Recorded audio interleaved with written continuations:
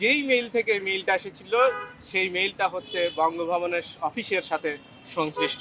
আপনারা জানেন বাংলাদেশ জামাত ইসলামের সম্মানিত আমির ডাক্তার শফিকুর রহমানের যে ভেরিফাইড টুইটার আইডি তথা এক্স হ্যান্ডেলটি রয়েছে সেটা গত 31শে জানুয়ারি বিকেল 4টার পরপর হ্যাকারদের কবলে পড়ে এবং তারা সেখানে 4:37 একটি অনাকাঙ্ক্ষিত একটি পোস্ট সেখানে পোস্ট করে এবং সেটা কেন্দ্রীয় আইটি টিম সেটা কিছুক্ষণের মধ্যেই 4:55 সেটা বুঝতে পারার পরে খোঁজখবর নিয়ে আমরা যারা এই আইডি পরিচালনা করার সাথে যুক্ত তাদের সাথে খোঁজখবর নিয়ে আমরা জানতে পারি বুঝতে পারি যে আইডিটি হ্যাকারদের কবলে পড়েছে এবং হ্যাকাররা এই পোস্টটি করেছে।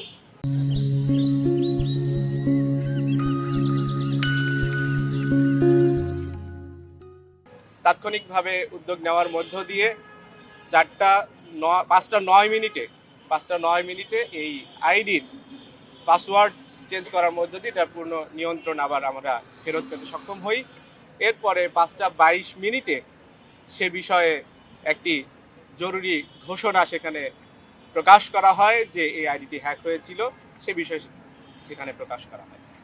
তো এরপরে আপনারা জানেন যে তারপরের সেই রাতেই সেই পরপর যে রাত সেই রাতে 3:30টার দিকে আমরা থানাতে জিডি করি এবং পরের দিন সকালে সংবাদ সম্মেলনে সাংবাদিকদের মাধ্যমে জাতির কাছে সে বিষয়টা তুলে ধরা হয়।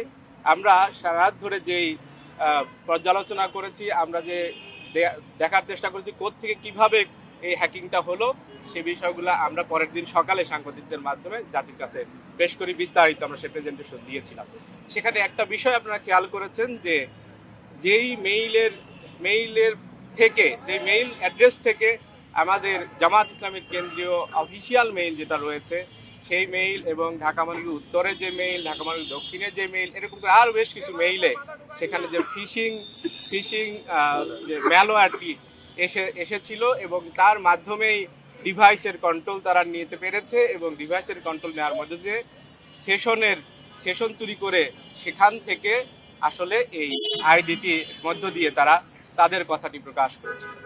যেই মেইল থেকে মেইলটা এসেছিল সেই মেইলটা হচ্ছে বঙ্গভবনের অফিসের সাথে সংশ্লিষ্ট assistantprogrammar@bongobhavon.com.bd।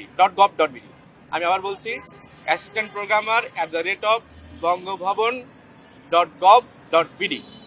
তো এই মেইল যেহেতু বঙ্গভবনের সাথে সংশ্লিষ্ট মেইল, সেখান থেকে এই ম্যালওয়্যারটি পাঠানো হয়েছে টার্গেট করে আমাদের বিভিন্ন অফিসিয়াল আইডিতে।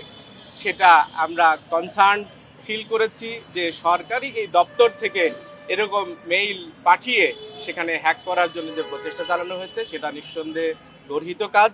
সেটা আমরা আশা করেছিলাম যে আমরা সেটা প্রকাশ করার পরে এই অফিস থেকে সে ব্যাপারে তারা কি করলেন, কি উদ্যোগটা নিলেন, তদন্ত কি হলো, সে বিষয়গুলো আমাদেরকে জানাবেন।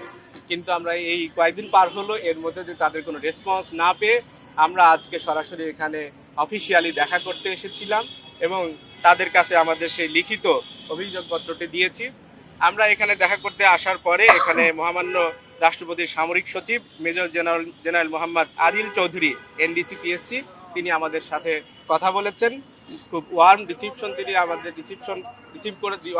খুব ওয়ার্মলি রিসিভ করেছেন তিনি আমাদেরকে এবং তার সাথে আমাদের প্রায় 1.5 ঘন্টা সময় বিস্তারিত কথা হয়েছে এবং তারা আমাদেরকে যেটা জানিয়েছেন সেটা হচ্ছে এই ঘটনা প্রকাশ হওয়ার পরপরই তারা তাদের নিজস্ব সিস্টেমে যে সমস্ত সংস্থা এই তদন্তের সাথে সংশ্লিষ্ট হতে পারে তাদের কাছে তারা ঘটনাগুলা জানিয়েছেন এবং তাদেরকে তদন্ত কাজে সম্পৃক্ত করেছেন এবং তারা যতটুকু দ্রুত সম্ভব এই তদন্তের রিপোর্ট তারা পেশ করবেন এবং উদ্যোগ তারা গ্রহণ করবেন, যে ব্যবস্থা নেওয়া দরকার তারা নেবেন, সেটা তারা আমাদেরকে জানিয়েছেন।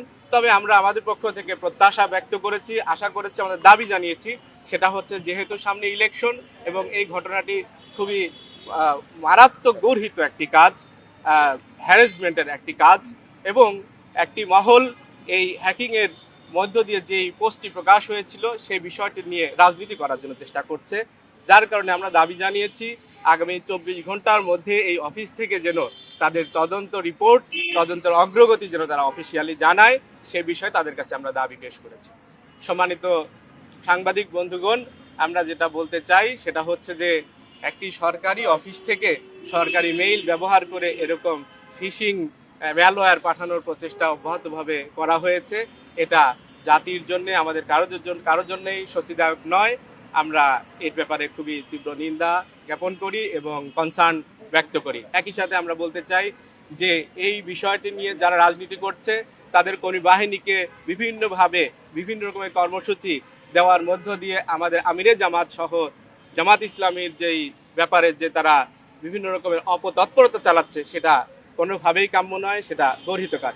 যারা যেই দলটি এই কার্যক্রম পরিচালনা করছে তাদের ব্যাপারেই আমরা দেখতে পারি যে তারা নারী নির্যাতন, নারীদেরকে হেনস্থা করা, নারীদেরকে অসম্মান করার যে কার্যক্রম তারা অব্যাহতভাবে চালিয়ে যাচ্ছেন। গত 22 তারিখে যখন থেকে নির্বাচনী প্রচারণা কার্যক্রম শুরু হয়েছে তারপর থেকে ইতোমধ্যে 16টি মেজর এরকম ঘটনা ঘটেছে যে নারীদেরকে হেনস্থা করা হয়েছে। সেই ঘটনার সাথে প্রায় সবকটি ঘটনার সাথে এই দলটি জড়িত। তারা তাদের নারীদের প্রতি তাদের যে অন্যায় চিন্তা ভাবনা সেই জিনিসগুলার প্রকাশ কিন্তু সেখানে ঘটে। বিপরীত পক্ষে জামাত ইসলামের সম্মানিত আমির তিনি বিভিন্ন সমাবেশে যে বক্তব্যগুলো দিচ্ছেন এবং আমরা লিখিতভাবে বিভিন্ন সময় যে বিবৃতিগুলো দিয়েছি তার মধ্যে আমরা স্পষ্টভাবে উল্লেখ করেছি আমরা নারী জাতির প্রতি আমরা সর্বোচ্চ সম্মান প্রদর্শন করি। নারী জাতির তাদের নির্বিঘ্নে নিরাপত্তার সাথে তারা পথ চলতে পারবে, তাদের সমস্ত তাদের অধিকারগুলো সংরক্ষণ করতে পারবে, প্রকাশ করতে পারবে, সেই জিনিসগুলোর ব্যাপারে আমরা সম্মান দিতে চাই। সেই জিনিসটা আমাদের পক্ষ থেকে বারবারই বলা হয়েছে। তো এই মেইলের মধ্যে যেটা প্রকাশ পেয়েছে সেই কথাগুলো আমরা দাবি করছি সেটা হ্যাকারদের পক্ষ থেকে বলা হয়েছে এবং সেটা আমাদের কোনো ক্রমেই আমাদের কোনো কথার সাথে এটা সামঞ্জস্যশীল নয়, এটা বিপরীত কথা। বরং যারা এটা নিয়ে রাজনীতি করছে যে দলটি তাদের চরিত্রের সাথে এই কথাটি যায়। সো আমরা এখানে সন্দেহ করতে পারি তারা হয়তোবা তাদের এই মনোভাব তাদের নিজস্ব আইডিতে প্রকাশ না করে তারা আমিরে জামাতের আইডিকে তাদের কন্ট্রোলে নেওয়ার মধ্য দিয়ে তারা সেখানে তাদের কথাটা প্রকাশ করছে। এটা কোনোভাবেই কোনো শোভনীয় আচরণ নয়। তাদেরকে এ ব্যাপারে থেমে যাওয়া উচিত। তাদেরকে এ ব্যাপারে আমি বলবো তারা নিজের দিকে তাদের তাকানো উচিত।